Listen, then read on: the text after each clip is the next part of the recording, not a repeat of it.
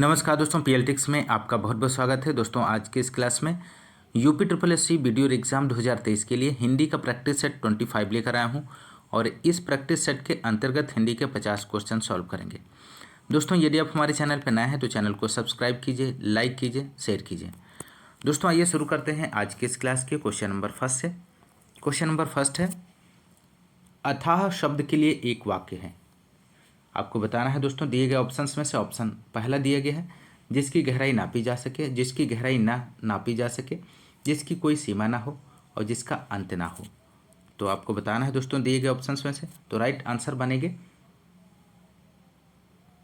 Option B, जिसकी गहराई न नापी जा सके।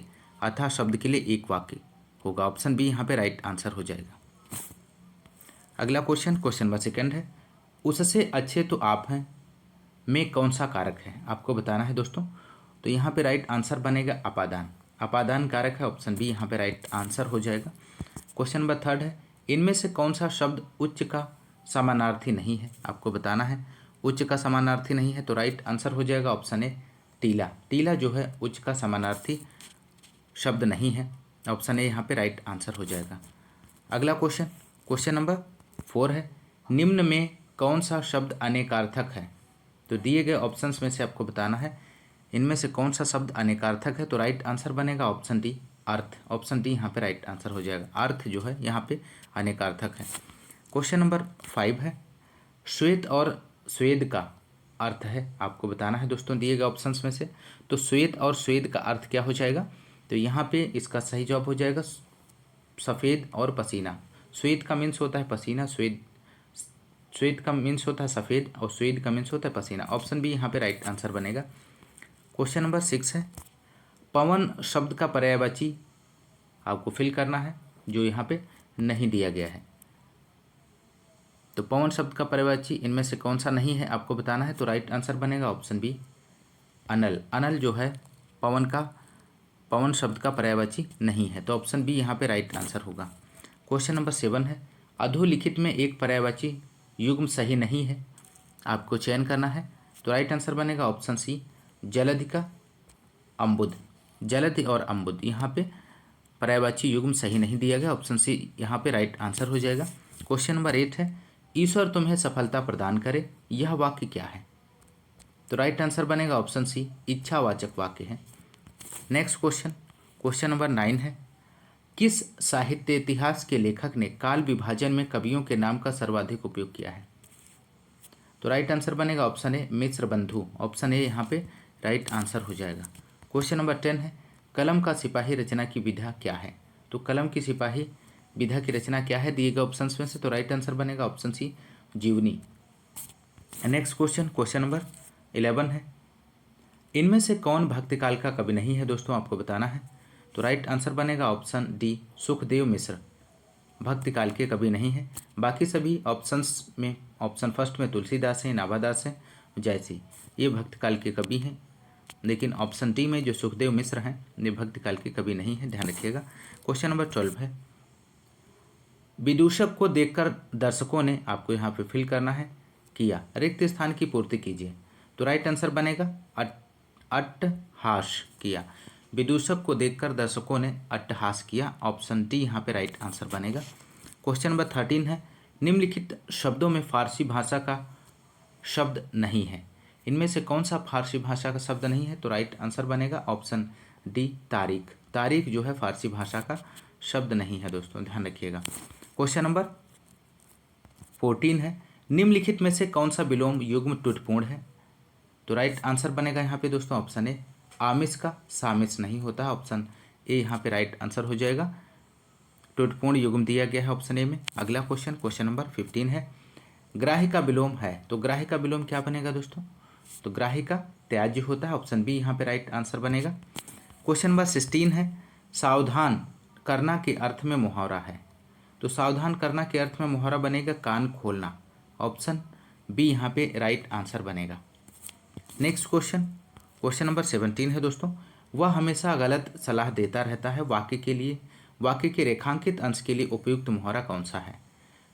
तो राइट आंसर बनेगा यहाँ पे दोस्तों पट्टी पढ़ाना, ऑप्शन ए यहाँ पे सही जवाब हो जाएगा। क्वेश्चन नंबर 18 है, पढ़े फारसी बेचे तेल, यह देखो कुदरत का खेल। लोकोक्ति का सही अर्थ है, इनमें से कौन सा है? तो सही आंसर बनेगा ऑप्शन बी, योग्यता होते हुए भी व्यवस्था के कारण निम्न स्तर का कार्य करना। नेक्स्ट क्वेश्चन, क्वेश्चन नंबर 19 है, भारत की कहानी धीमे परिवर्तन की है, वाक्य का अंग्रेजी में अनुवाद कीजिए। तो आपको इसका सही जवाब देना है दोस्तों। तो यहाँ पे राइट आंसर हो जाएगा option A, India's stories of slow transformation. Option A यहाँ पे राइट आंसर हो जाएगा। क्वेश्चन नंबर 20, किट का हिंदी अनुवाद है, तो किट का हिंदी अनुवाद बताना है दोस्तों आपको। तो राइट आंसर बनेगा उपयुक्त सभी, यात्रा का सामान, सामान का झोला और छोटा पुलिंदा। अगला क्वेश्चन, क्वेश्चन नंबर अगला है, निर्देश दिया गया अधोलिखित अपठित गद्यांश को पढ़कर प्रश्न संख्या 21 से 24 तक नीचे पूछे गए प्रश्नों का उत्तर दीजिए। तो यहाँ पे गद्यांश दिया गया है दोस्तों, आप लोग पढ़ लीजिए इसे। कमजोर विचारक तत्काल उत्तर की ओर दौड़ता है, पर सोचने वाले बच्चे समय लेते हैं, सवाल पर विचार करते हैं। क्या यह अंतर केवल सोचने के कौशल के होने या ना होने के कारण है? एक ऐसा कौशल जो केवल एक तकनीक है और जिसे अगर भाग्य ने साथ दिया तो हम बुद्धि से बच्चों को सिखा सकते हैं। क्या बच्चों को इस कौशल में प्रशिक्षित कर सकते हैं? मुझे भय है कि ऐसा नहीं है। अच्छा विचारक सोचने में समय इसलिए लगा सकता है क्योंकि वह अनिश्चित को सह सकता है। वह इस बात को भी झेल सकता है कि वह कोई चीज़ नहीं जानता। पर कमज़ोर विचारक को कुछ न जानने की कल्पना ही असहनीय लगती है। क्या इस पूरे विश्लेषण से हम यह नहीं पाते कि असल में इन बच्चों में गलत होने का भय बैठा होता है? बेशक यही भय है जो मानिका जैसे बच्चों पर भयानक दबाव डालता है। ठीक ऐसे ही दबाव हायल भी महसूस करता है। शायद मैं भी, मानिका अकेली नहीं है जो सही होना चाहती है और गलत होने से डरती, पर यहाँ शायद एक दूसरी असुरक्षा की भावना काम करती है। यह असुरक्षा की भावना पैदा होती है सवाल के लिए कोई भी जवाब नहीं होने से। तो ये रहा गद्यांश। इसके नीचे दिए गए क्वेश्चन नंबर 21 देख लेते हैं। मानिका पर किस बात का दबाव रहता है, आपको बताना है। तो राइट आंसर बनेगा ऑप्शन सी, अच्छे विचारक न कहलाए जाने का। क्वेश्चन नंबर 22 है दोस्तों, कमजोर विचारक है इनमें से कौन सा? तो राइट आंसर होगा ऑप्शन ए, जल्दी उत्तर देना चाहता है। कमजोर विचारक जल्दी उत्तर देना चाहता है, ऑप्शन ए यहाँ पे राइट आंसर हो जाएगा। क्वेश्चन नंबर 23 है, अच्छे विचारक वे होते हैं जो सोच विचार का जवाब देते हैं। ऑप्शन बी यहाँ पे राइट आंसर हो जाएगा दोस्तों। क्वेश्चन नंबर 24 है, लेखक के अनुसार क्या जरूरी है? तो लेखक के अनुसार अच्छी तरह चिंतन करने के बाद जवाब देना ये ज़रूरी है दोस्तों। क्वेश्चन नंबर 25 है, इनमें से कौन सी राजस्थान की बोली नहीं है? तो राइट आंसर बनेगा ऑप्शन बी, बुंदेली राजस्थान की बोली नहीं है दोस्तों, ध्यान रखिएगा, ऑप्शन बी राइट आंसर बनेगा। क्वेश्चन नंबर 26 है, इनमें से कौन सा गलत है? तो आपको गलत कथन का चयन करना है। तो राइट आंसर बनेगा ऑप्शन बी, रूप रचना की दृष्टि से बोली पूर्णतः विकसित होती है, ऑप्शन बी यहाँ पे राइट आंसर हो जाएगा। क्वेश्चन नंबर 27 है, दो पदबंधों अथवा उपवाक्यों को जोड़ने वाले शब्द क्या कहलाते हैं? तो राइट आंसर बनेगा ऑप्शन ए, समुच्चय बोधक कहलाते हैं, ध्यान रखिएगा। दो पदबंधों अथवा उपवाक्यों को जोड़ने वाले शब्द समुच्चय बोधक कहलाते हैं।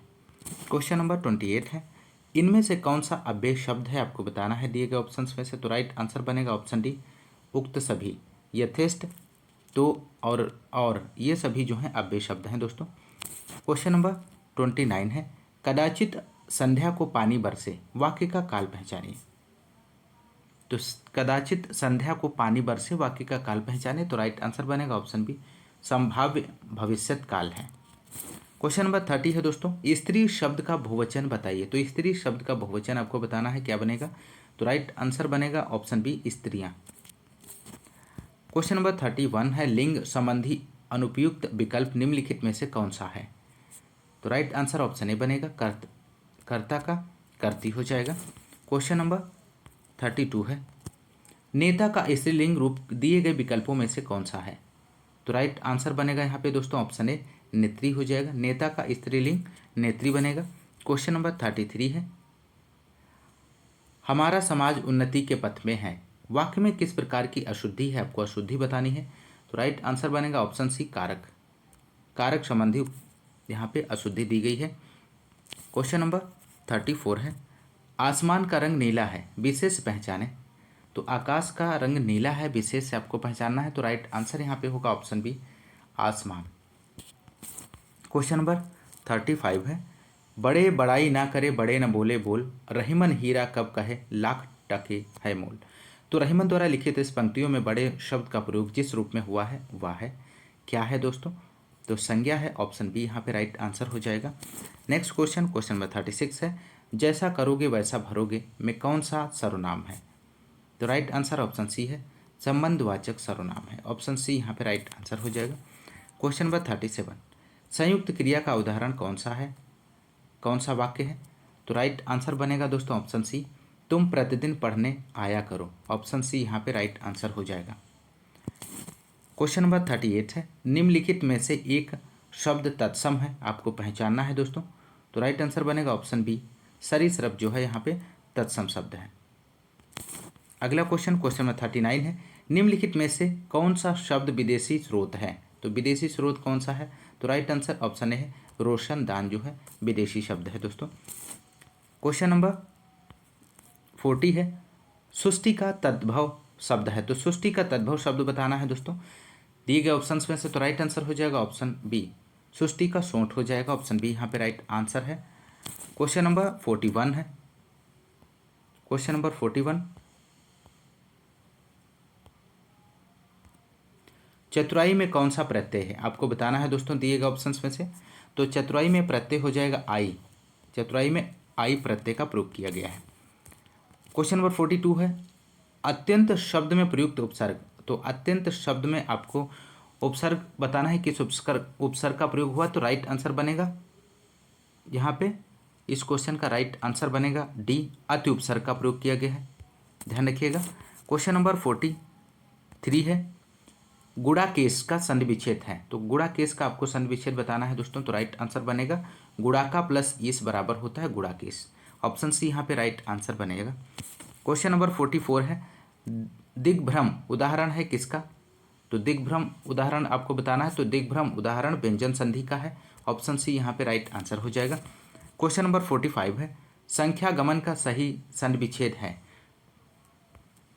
संख्या गमन का सही संधि विच्छेद आपको बताना है। तो राइट आंसर हो जाएगा सखी प्लस आगमन बराबर संख्या गमन होता है। ऑप्शन ए राइट आंसर हो जाएगा। क्वेश्चन नंबर 46 है, रातों रात शब्द में समास है। तो रातों रात शब्द में समास आपको बताना है। तो राइट आंसर बनेगा ऑप्शन सी, अव्ययी भाव समास बनेगा। क्वेश्चन नंबर 47 है, इनमें से कौन सा कथन पूरी तरह तत्पुरुष समास से संबंधित है? तो राइट आंसर ऑप्शन सी है, इसमें प्रायः उत्तर पद प्रधान होता है। ऑप्शन सी यहाँ पे राइट आंसर हो जाएगा। क्वेश्चन नंबर 48, अहेतुकी का शुद्ध रूप है। तो अहेतुकी का शुद्ध रूप आपको बताना है। तो राइट आंसर बनेगा ऑप्शन बी, अहेतुकी। ऑप्शन बी राइट आंसर हो जाएगा।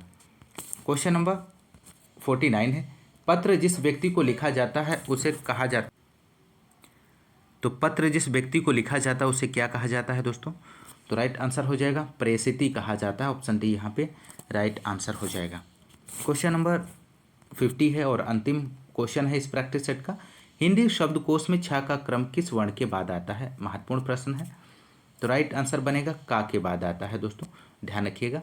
दोस्तों ये रहे हिंदी के 50 क्वेश्चंस का आपने प्रैक्टिस किया। दोस्तों यदि आपको क्लास पसंद आ रही है तो क्लास को आप ज़्यादा से ज़्यादा लाइक और शेयर करते रहिए और अपना सपोर्ट बनाए रखिए दोस्तों। मिलते हैं नेक्स्ट क्लास में, तब तक के लिए नमस्कार, जय हिंद, धन्यवाद।